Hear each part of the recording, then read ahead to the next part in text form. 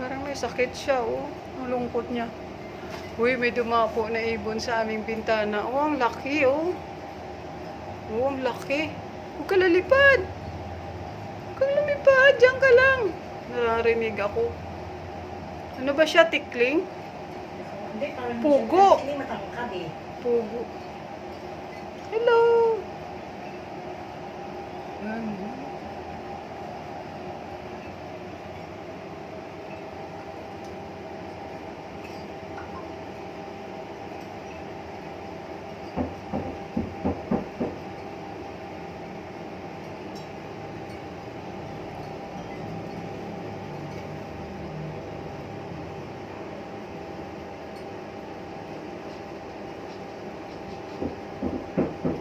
Diyan ka muna.